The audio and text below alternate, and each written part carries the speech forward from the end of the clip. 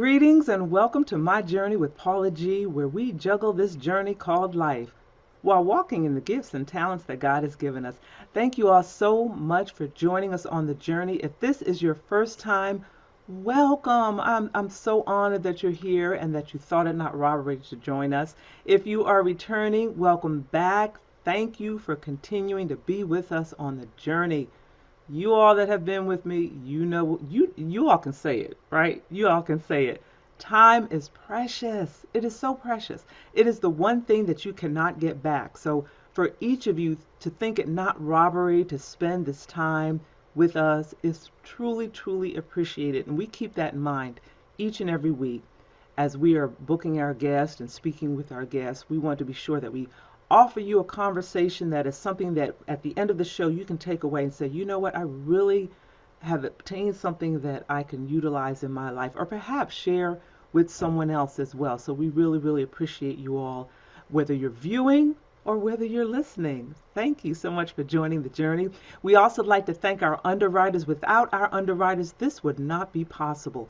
So we so very much appreciate each and every one of our underwriters. And if you're interested in underwriting, you're interested in gaining exposure for your business, product, or service, you can email jerryvoicelive@gmail.com or Paula at paulagvoice.com. I almost forgot my own email, y'all. Paula at paulagvoice.com for underwriting opportunities. Thank you all so, so very much. If you have any questions, comments, concerns, email me and let me know. I'd love to hear your feedback. I've been hearing from some of you who have said how much they enjoy the show, and I thank you all so very much for that feedback, and it's very helpful and it's very encouraging. Thank you. So email us at Paula at paulagvoice.com with any questions, comments, concerns, or if you're interested in being an underwriter as well. You can also check out my website, paulagvoice.com. I am Paula G Voice across all social media. Make sure you hit my website. Click on that subscribe to the mailing list so we can get you on the mailing list and you can receive our weekly, because I don't bombard your email, weekly email updates. So we thank you so much. And we want to give a special shout out today, haven't done it in a while, to the man behind the camera, Mr. Jerry Royce Live, and his sidekick, his buddy. I think his buddy's in charge, Mr. Skeet Jones. Y'all make sure you check him out as well. Well, I want to give you just a bit of encouragement today, and that is my favorite scripture. Actually, it's the very first one that I learned. Thy word is a lamp unto my feet and a light unto my path. Psalm 119, verse 105. Y'all, we are in a time, we are in a time, and we've got to stay focused. That lamp unto our feet, that lights our path, that guides us through life, praying for that wisdom, praying for that discernment, praying for God to help us navigate this journey that we call life. So I hope that encourages someone today. Well, today I have a guest, and you know, sometimes when I start the shows, I tell you all to get paper and pencil. Get paper and pencil so you can take some notes. You may not be able to utilize the information, but you know somebody that can. Or you may be able to utilize yourself. So please, please, paper and pencil and take some notes today. We have a young lady that is with us. She's an HBCU graduate. All right. HBCUs. She is an educator and she is just on a mission. She's just a wonderful person. I'm so glad to have her as our guest, Dr. Nakia Cotton. How are you today? Good morning, Paula. I am wonderful and very blessed to be here. Oh, and we're so blessed to have you. We're so blessed to have you. So tell the audience a little bit about who Dr. Nakia is. Sure. Dr. Nakia is a mother first of two beautiful boys. They're in my office behind me. And I'm also a 24-year educator with a background in special education, working with diverse learners, students with disabilities, and um, just reading and other components of education. I am passionate about working with students with disabilities. I've had a personal journey of a child with a disability, and then I've also had that professional journey. So both of those journeys have fostered me to be blessed with the gift of wanting to help and support diverse learners, including students with disabilities. And you know, it's so interesting when you talk about students with disabilities and diverse learners because, there was a period, a season where, all of the students are put into one box and expected to learn one particular way. And, it really has been a blessing that, that mindset has changed in education now to where we Mhm. see where students learn differently. Yes, there may be one standard that we have in a particular society when it comes to learning and education, but that we are now open to and embracing the fact that we have young people that learn different ways for different reasons, and we have to adjust it. I remember one time there was a teacher back when I was in education, and she had a poster in her room, and it was something to the effect, if you can't, if they can't learn the way you teach, teach the way they learn. And I thought that was so powerful because Mhm. as a teacher, sometimes I would be in her classroom as an assistant. I would actually see that in action. This Mhm. is the way that she taught, Mhm. and sometimes it worked. And then there were times where the students weren't getting it. So the fact that she knew her students, she then Mhm. adjusted to the way that they learned, and then they Mhm. got it. So Yes. it's wonderful that you are on this journey of assisting students and parents and other educators in Mhm.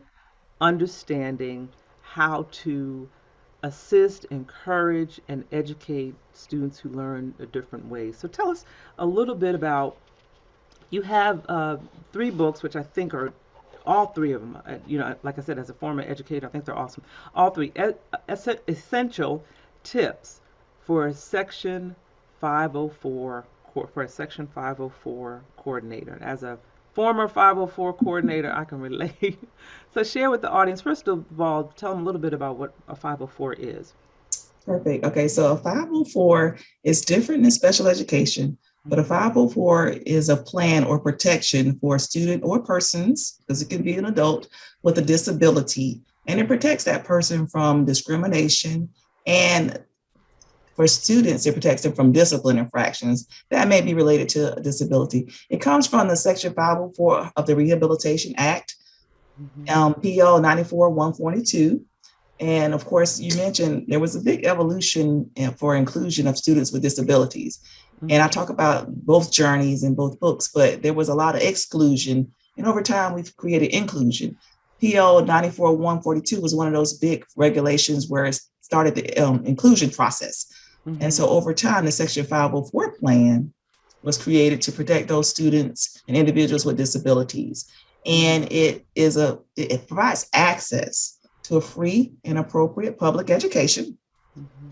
And the real purpose of the Section 504 plan is to provide those accommodations for those students with a physical or mental impairment that may need some support that will help them level their playing field when they're with their general education peers. So, for instance, a student with a Section 504 may have a visual impairment.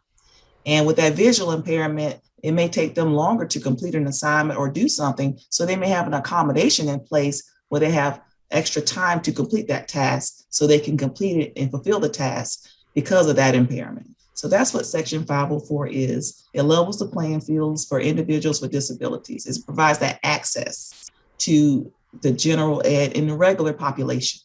Mm-hmm.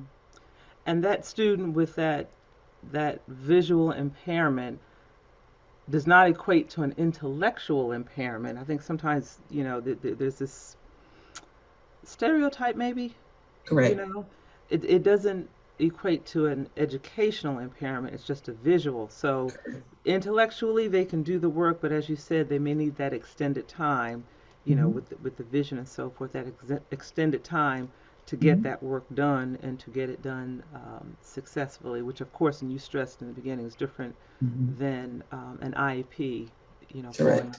falling under the special education. Yeah, So and I think it's a very good, it's a very good then, tool as well. So can you share with the audience maybe just one or two, one or two essential tips when it comes to a 504 and a coordinator? essential tips for a 504 coordinator, Hmm. and this is going to be my one go-to that I say for everyone, Hmm. is to first build relationships. Yes.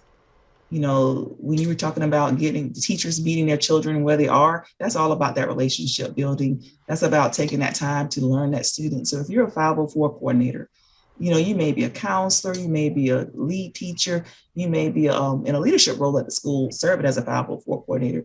You still have to take that time to identify your students and just get to know them so that you can have that relationship, so you can know how to meet them where they are or connect with that teacher to talk to that teacher if you're in a leadership position.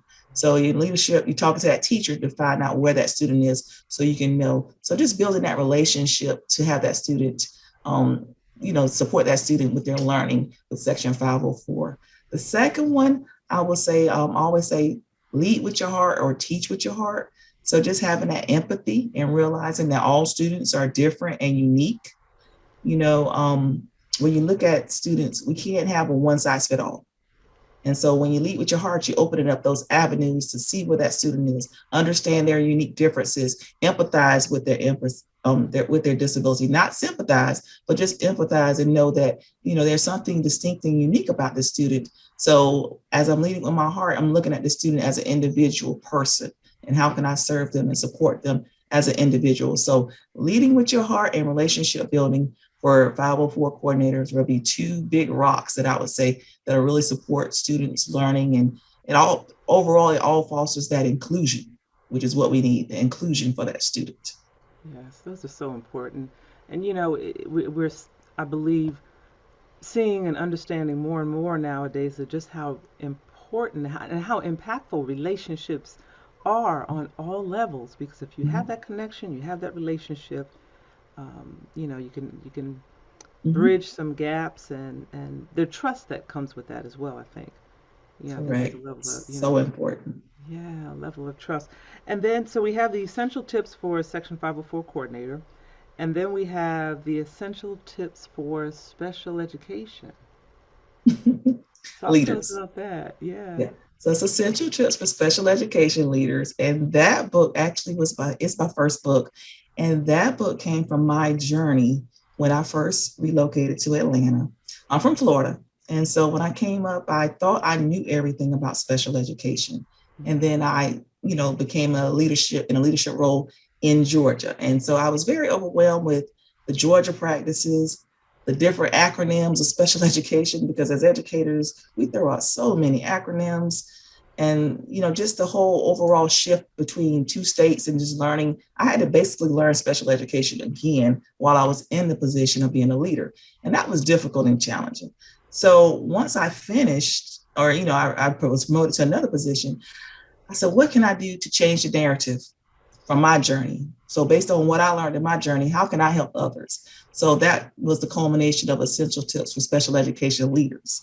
And in that book, I talk about my journey of when I, first was offered the job, and the excitement, and how the excitement turned into despair, and then how I was able to level myself up and empower myself. So I talk about different things such as the history once again, because if you don't know where you're going, you don't know how you can impact the future. So chapter 2 talks about the history.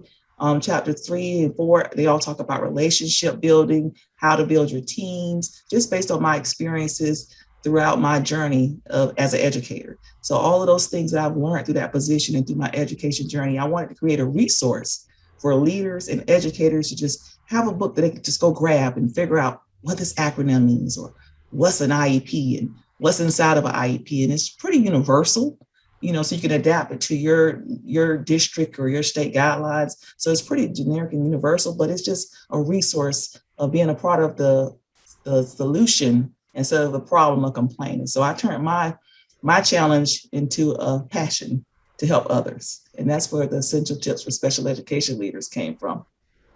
And that is so important because you would think in a country of 50 states there would be nationwide standards. I'm You know, laughing. I I'm know. giggling. I'm, I'm trying not to I'm, giggle, but it's you true. would No, you would think it's out there. I'm being delicate. Yes. And I'm giggling because I understand. Yeah, it would be nationwide, and you work so hard. How many people? I mean, personal experiences than others as well. you work so hard to get that educate all them letters behind your name, and you Mhm. say, oh, okay, well, for whatever reason, I'm moving to such and such state, and ooh. Yeah.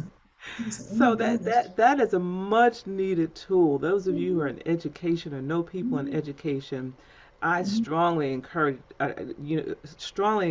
you to check out this information, because that's like pulling the rug out from underneath of you. Am mhm, I mhm. telling the truth? No, you're telling the truth. I almost quit and Yeah, I had to figure it out.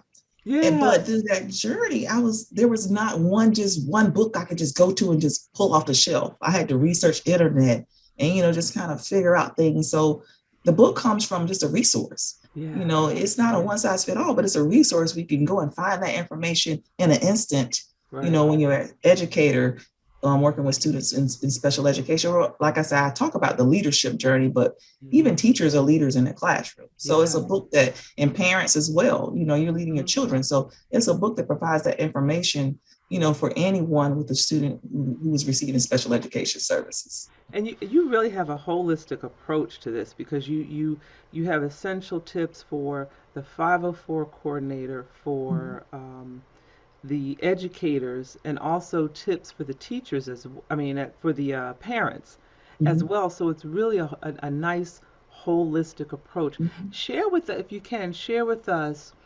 how your faith has kind of helped you on this journey. Oh man. Well, my favorite scripture is Philippians 4:13, and it's in all of my books, and it's a part of my EduFaith business.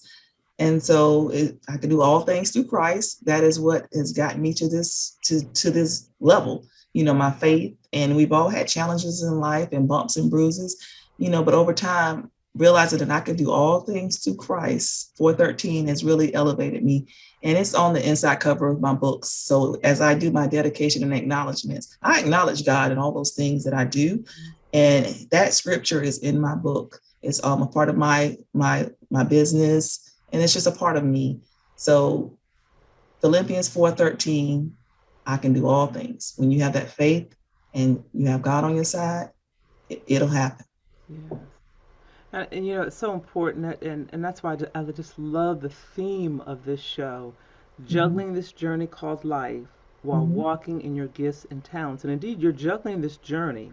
mm-hmm, You've obtained these gifts that God has given you. You've obtained these talents through your personal experience and education, and you kind of married the two, if you mm-hmm, will, to help others and to bless others, to be that light for mm-hmm, others. And that's what we are called to do, and that's what mm-hmm, we're here for, and that's what God has placed us here for, mm-hmm, to use those gifts to give him glory, and honor. And indeed, that is definitely, definitely mm-hmm, what you're doing through these books. So share with our audience your website mm-hmm. and your social media platforms. Sure. So my website, my business is EduFaith Consulting. So EduFaith Educational Services. And so I have the education, but then that faith in there too, because my mantra is to restore faith in education one person at a time. That's my motto. And so it's EduFaith Consulting, www.edufaith, and it's on my little computer behind me, edufaithconsulting.com. So if you go to my website, you will see all my resources, my publications, and other information I have for parents, educators, um, college students, anyone who wants more information about working with diverse learners.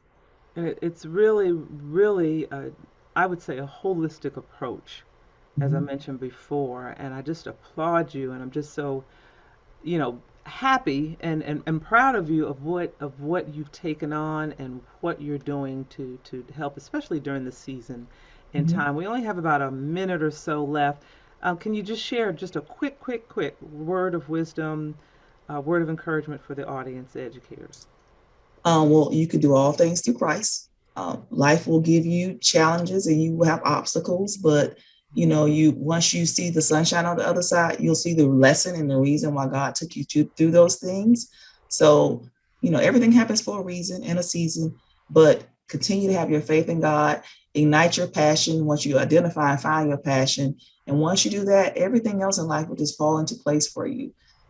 So that's just my mantra. And education is the key to everything. Yeah. So Thank you. That was definitely. beautiful. There's nothing more to be said. That was beautiful. Thank you so very much. And ladies and gentlemen, I know you got something from that. I told you, paper and pencil. You can go back and check out this episode on a variety of platforms as well. We thank you so much for joining us. I know you've been blessed.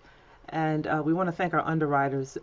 We can't do what we do without them. So we thank them so very much. Each and every one of you who are viewing, who are listening, we appreciate the support. Thank you so very much. Remember, greatest conversation you will ever have is the one that takes place in between your ears. What are you speaking to yourself? Is God a part of that conversation? And are you listening to his still small voice? Mhm. Until next time, embrace the journey. Here we go.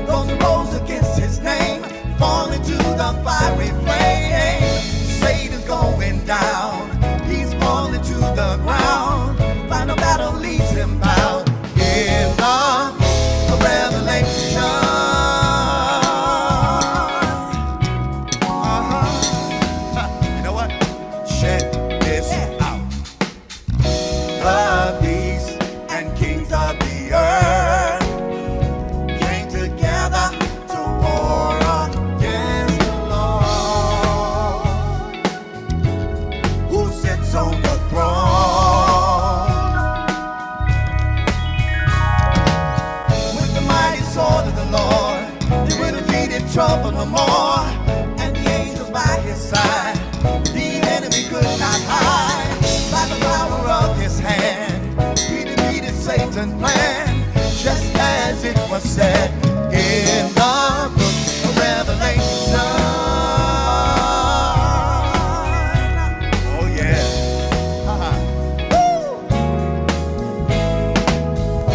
Revelation says that dedication brings that transformation to the holy nation of God. Revelation. Revelation says that dedication brings that transformation to the holy nation of God. You know, it's a revelation.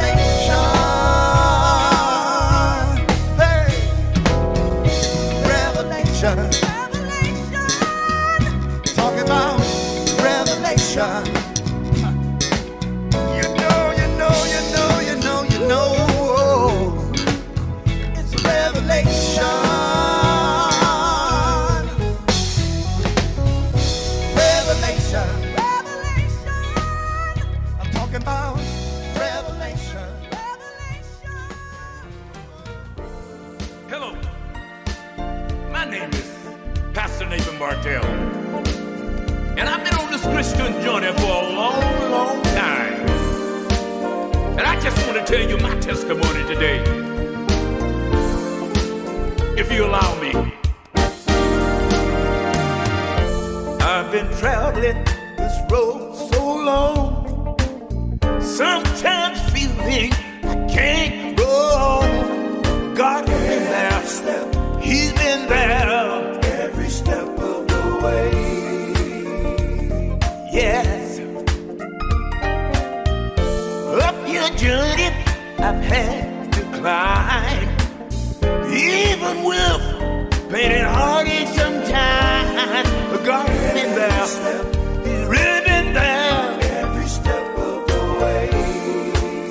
I want each and every one of you to know every step. Yes, He has.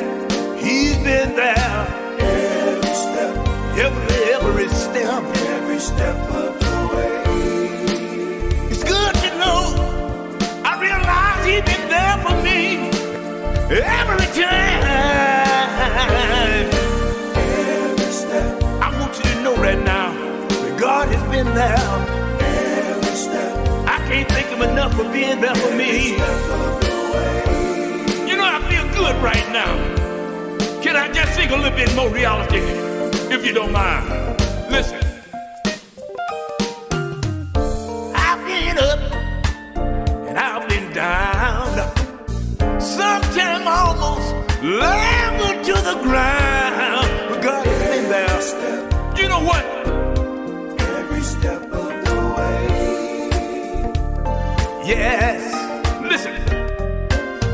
A heavy load is hard to bear, but through it all, God showed me that He cared. Every step. He's been there. Every step of the way. I want everybody to know that He's been there. Yes, I do. Every step. Not one, not two. But you know what? Every step. Every. Anybody feel like I feel when you look back over your life and you see what God has brought you through?